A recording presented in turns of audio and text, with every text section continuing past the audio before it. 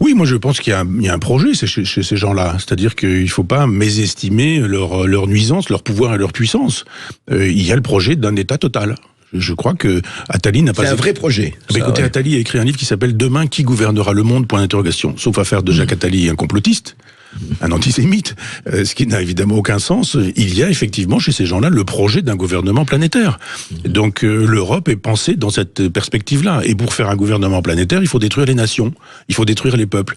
Et comme Marine Le Pen s'occupait des peuples et des nations, mais comme également Philippot, Asselineau, Dupont-Aignan, enfin ces gens s'occupent des nations, je pense qu'un Henri Guénaud qui partirait au présidentiel aurait exactement les mêmes problèmes.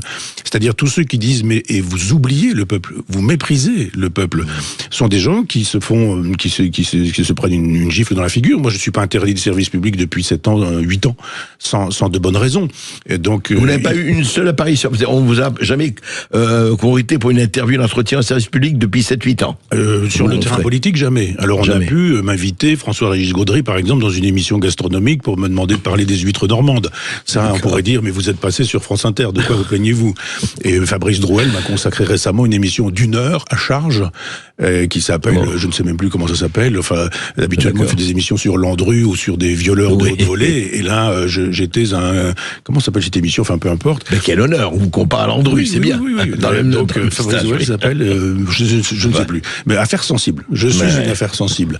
Et donc, on ne veut pas faire entendre cette parole souverainiste, pour aller vite.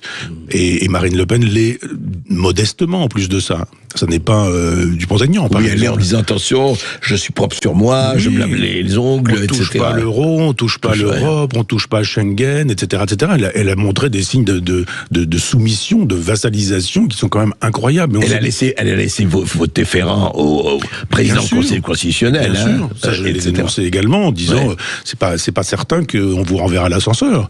Vous êtes un peu humilié, vous avez perdu un peu de crédit auprès des gens qui comprennent un peu comment fonctionne le système. Bon, probablement un jour l'ascenseur sera renvoyé. Alors là, on va voir, parce qu'il va y avoir effectivement un appel. Oui, un appel, oui. Mais l'appel, c'est l'occasion de calmer la populace. Alors ils vont faire peut-être un appel, on verra. Effectivement, si l'appel, si c'est résolu en 26 en sa faveur, elle peut se présenter.